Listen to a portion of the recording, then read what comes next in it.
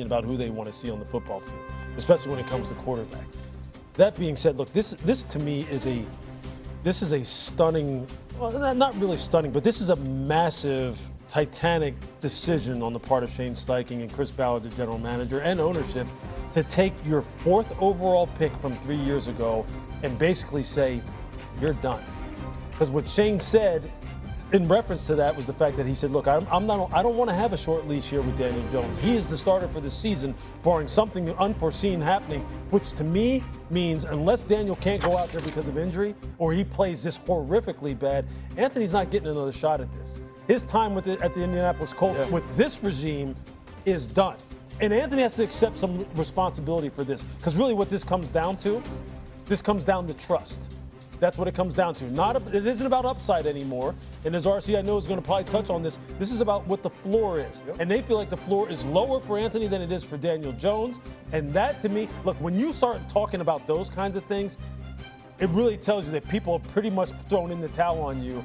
And I hate to see that for someone who they invested so much in terms of draft capital. The thing for me is he clearly lost all support in the building, right? In order to be drafted number 4 overall when you only have 13 starts, when you don't have some of the statistics we see from the C.J. Strouds and the Bryce Youngs and the Jayden Daniels, is somebody had to stand on the table and say, we believe that this guy can become a franchise guy. And if I'm Shane Steichen, if I'm Chris Ballard, I believe that we have the developmental people inside the building, the structure to get him there.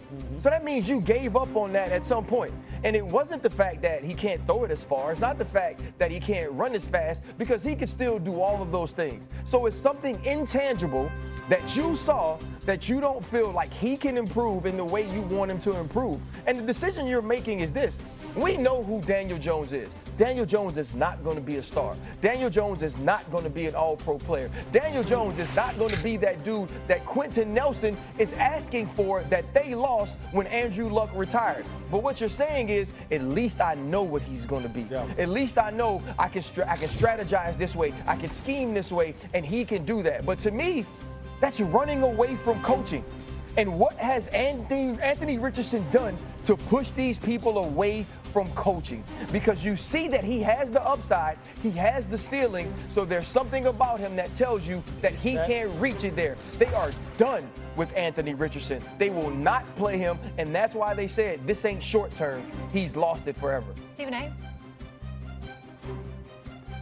When you come into the season as a quarterback who was drafted 4th overall just a couple of years ago, fighting for a starting job, and your opponent is Daniel Jones, and it's still legitimized as a quarterback competition, and you combine that with the biggest raving about you is the fact that you changed your diet and that you're reading the playbook more, you're in a world of trouble.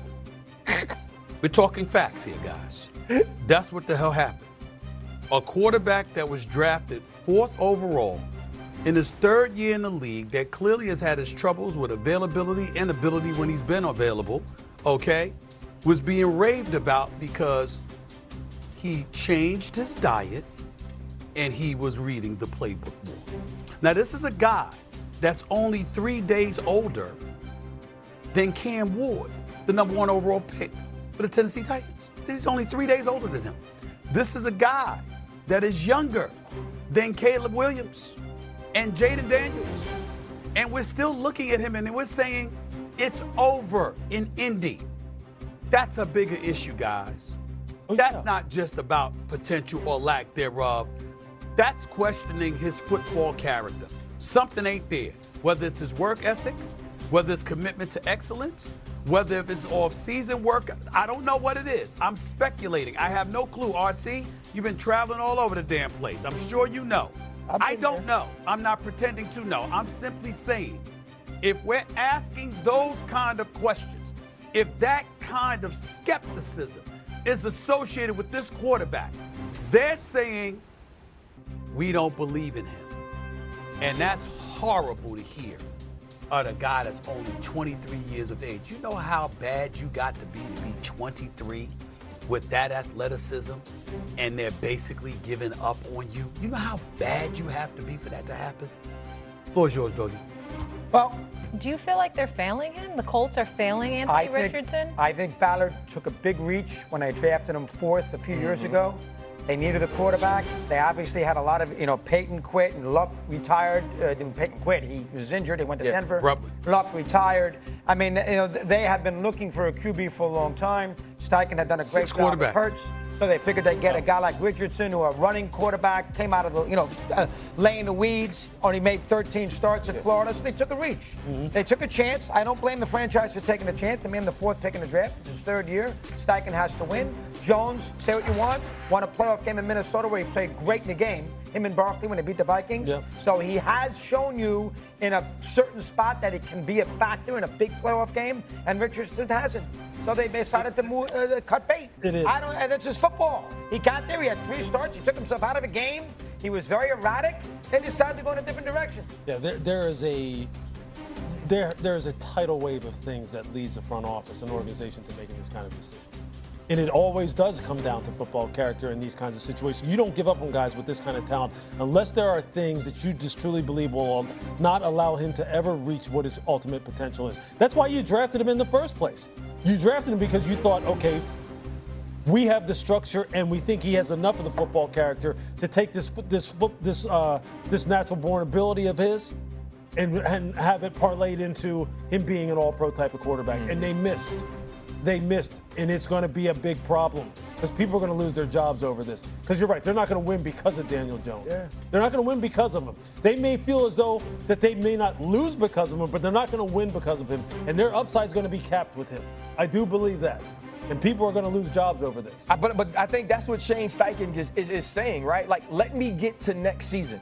That Anthony Richardson is not our guy. Whether Anthony Richardson can't learn it, whether Anthony Richardson refuses to learn it, whether Anthony Richardson refuses to work on the mechanics that make the easy throws, whatever it is, he's doing something where they gave up on him. And when a quarterback fails, for the reasons you could have predicted that he would fail, to me, that's on the organization.